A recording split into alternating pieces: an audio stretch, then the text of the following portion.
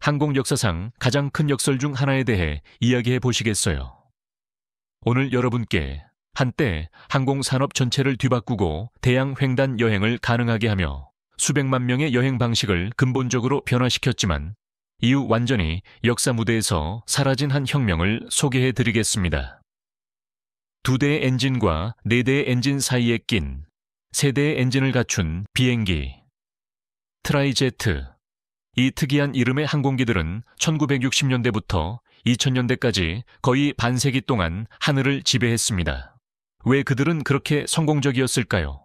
그리고 더 중요한 것은 왜 갑자기 사라져 버렸을까요? 오늘 트라이제트의 부상과 쇠퇴, 항공기술의 가장 큰 전환점 중 하나를 여러분과 공유하겠습니다. 이것은 단순히 기술적인 이야기가 아닙니다. 인간 지능, 경제적 압력, 기술적 진화의 완벽한 예시입니다. 이 기간 동안 트라이제트를 탑승한 시청자분들은 경험과 이 3제트 항공기를 처음 봤을 때 어떤 느낌을 받았는지 댓글 섹션에 남겨주시기 바랍니다. 이제 트라이제트의 깊숙한 곳으로 들어가 보겠습니다. 1960년대 초 항공산업은 큰 위기를 겪고 있었습니다. 제트 시대가 시작되었지만 장거리 여행은 여전히 큰 문제였습니다. 2대의 엔진을 갖춘 항공기는 대서양 횡단 비행에 충분히 안전하지 않았고 4대의 엔진을 갖춘 항공기는 너무 비싸고 비효율적이었습니다. 그럼 해결책은 무엇이었을까요?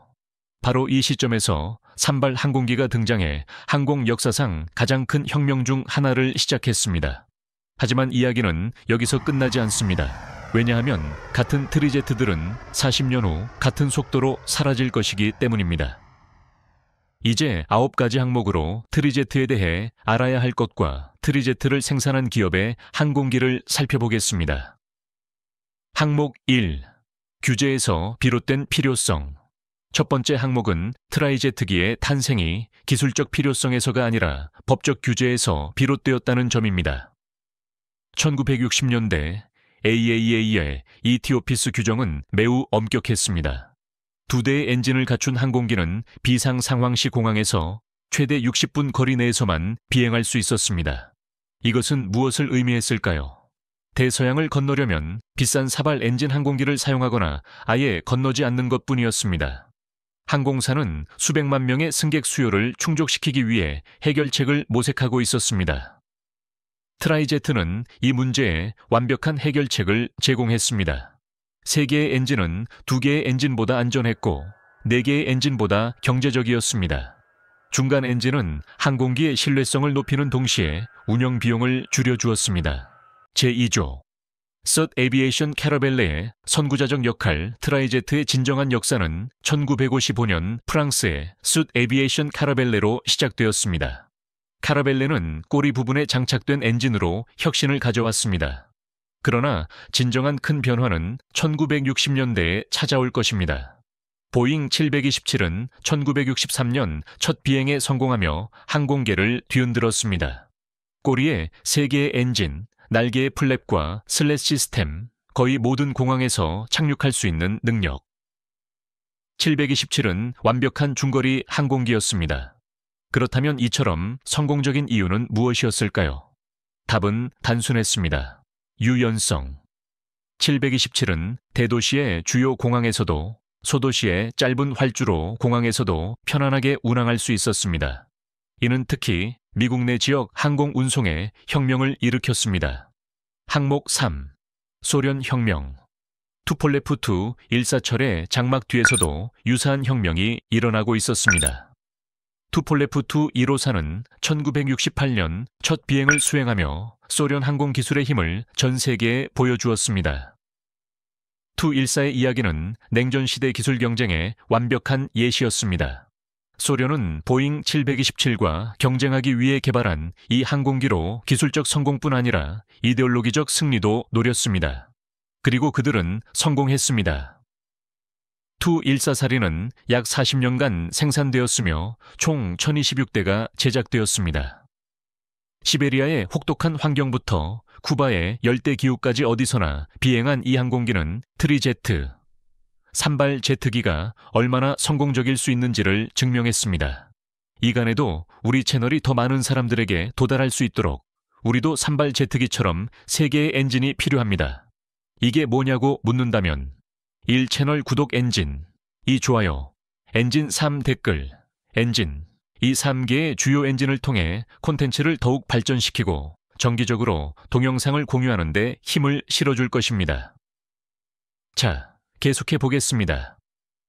제4조 록히드 L111 트라이스타 완벽주의의 비극 트라이제트 중 가장 인상적인 것은 록히드 L111 트라이스타였습니다. 1970년에 첫 비행을 한 이 항공기는 기술적으로 시대를 앞서 있었습니다. 트라이스타의 이야기는 완벽주의가 어떻게 비극으로 변할 수 있는지의 아픈 사례입니다. 록히드는 당시 가장 발전된 항공 전자장비, 가장 정교한 자동 비행 시스템, 가장 편안한 객실 디자인을 결합했습니다. 문제는 무엇이었을까요? 완벽함은 비용이 많이 들었습니다. 트리스타의 개발 비용은 너무 높아서 록히드는 거의 파산 직전까지 갔습니다. 또한 롤스로이스 AB111 엔진에서의 문제로 인해 지연이 발생했습니다. 결과는 무엇이었을까요? 단 250대만 생산되었고 록히드는 민간 항공산업에서 철수해야 했습니다. 이는 트라이제트들이 기술적 성공만으로는 부족하며 경제적 균형도 중요하다는 것을 보여주는 아픈 교훈이었습니다. 제5조 맥도널드 더글라스 DC-10 화물문 사고. DC-10의 역사는 트라이제트 항공기의 전성기와 비극을 모두 경험한 시대의 기록입니다. 1970년 첫 비행을 시작한 DC-10은 초기에는 큰 성공을 거두었습니다. 그러나 1974년 터키 항공 981편의 DC-12가 파리 근교에서 추락해 346명이 사망했습니다. 문제는 화물문 설계 결함으로 인해 비행 중 문이 열린 것이었습니다.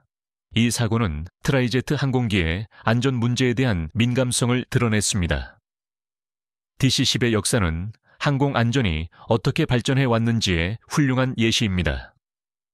사고 이후 이루어진 개선 사항은 DCM-10뿐만 아니라 전체 항공 산업을 더 안전하게 만들었습니다. 이 비극적인 사건들 이후에도 DC-10은 총 446대가 생산되었으며 전 세계에서 수십 년간 서비스되었습니다. 심지어 오늘날에도 화물 운송에 사용되는 사례가 있습니다. 제6조 유럽의 답변 다소 팔콘 900 트리제트는 대형 여객기에만 국한되지 않았습니다. 다소 팔콘 900은 1884년 비즈니스 제트기 시장에서 혁명을 일으켰습니다. 이 우아한 항공기는 세계의 엔진의 장점을 럭셔리 여행에 완벽하게 활용했습니다. 팔콘 900의 이야기는 트라이제트가 항공 운송뿐만 아니라 민간 항공에서도 어떻게 차별화를 이뤘는지 보여줍니다. 세 개의 엔진은 신뢰성과 성능 측면에서 민간 제트기 소유주에게 이상적인 해결책이었습니다. 이 항공기는 오늘날까지도 생산되고 있으며 현대항공에서 트라이제트의 마지막 대표 모델 중 하나로 인정받고 있습니다.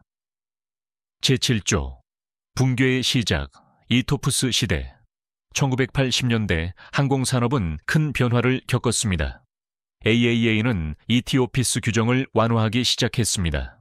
두 엔진 항공기는 이제 120분, 그 다음 180분, 최종적으로 330분 동안 비상공항에서 멀리 떨어져 있을 수 있게 되었습니다. 이것은 무엇을 의미했을까요? 보잉 767과 에어버스 A333 같은 두 대의 엔진을 갖춘 항공기는 이제 대서양을 편안하게 건널 수 있게 되었습니다. 세 대의 엔진을 갖춘 항공기의 기본적인 우위는 사라졌습니다. 동시에 엔진 기술이 그렇게 발전하여 두 대의 엔진을 갖춘 항공기는 이제 트라이제트만큼 신뢰할 수 있게 되었고 심지어 더 신뢰할 수 있게 되었습니다. 현대 터보팬 엔진의 고장률은 매우 낮아져 세 번째 엔진이 더 이상 필요하지 않게 되었습니다. 제8조 경제적 현실 트라이제트의 멸종을 초래한 가장 큰 요인은 경제적이었습니다. 세 개의 엔진은 더 많은 유지보수, 더 많은 연료 소비, 더 많은 예비 부품이 필요함을 의미했습니다. 두 대의 엔진을 갖춘 항공기는 구매 비용과 운영 비용 측면에서 훨씬 더 유리해졌습니다. 예를 들어 보잉 777과 같은 현대적인 두 대의 엔진을 갖춘 항공기는 DC-10 또는 L1011과 같은 수의 승객을 운송할 수 있었지만 연료 소비량은 15에서 20% 더 적었습니다. 항공세계는 이는 수백만 달러의 절감 효과를 의미했습니다. 또한 조종사 교육도 중요한 요소였습니다.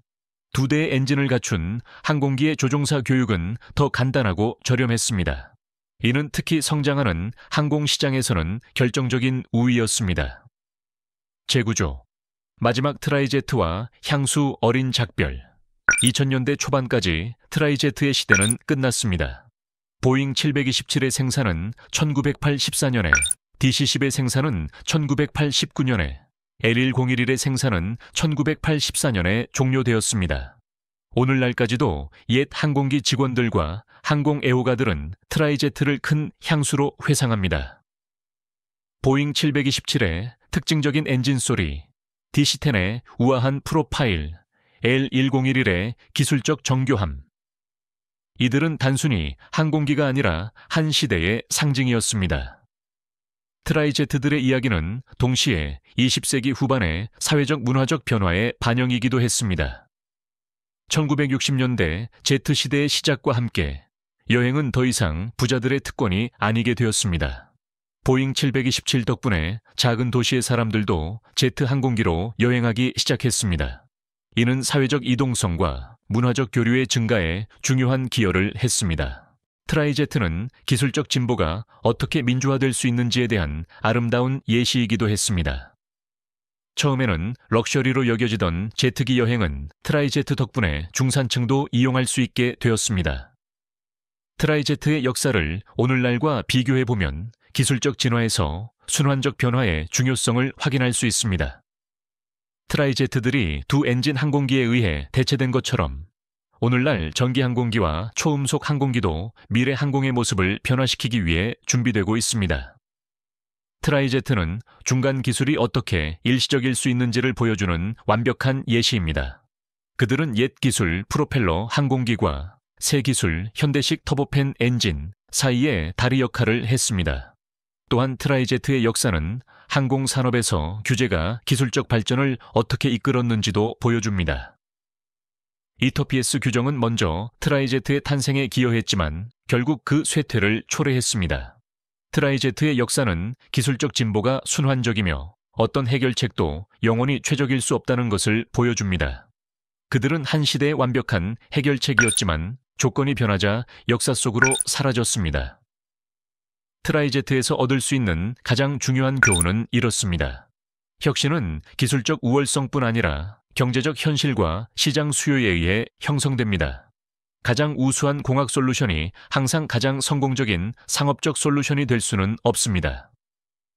트라이제트는 항공 역사상의 로맨틱한 시대를 상징합니다. 그들은 큰 꿈, 용감한 디자인, 기술적 야망의 산물이었습니다. 오늘날 하늘을 바라보아도 세대의 엔진을 갖춘 비행기를 볼 수는 없지만 그들이 남긴 유산은 여전히 모든 비행에서 계속되고 있습니다. 당신은 어떻게 생각하시나요? 트라이제트는 정말 역사상 가장 성공적인 일시적 기술 중 하나였을까요? 이 주제에 대한 의견을 댓글로 공유해 주세요. 마지막으로 항공 역사 속 이러한 알려지지 않은 이야기를 놓치지 않으려면 채널에 구독하고 알림을 켜두세요. 왜냐하면 매주 항공 세계의 가장 흥미로운 이야기를 여러분과 공유하고 있기 때문입니다. 트라이제트는 사라졌지만 그들의 이야기는 여기에서 영원히 살아있을 것입니다.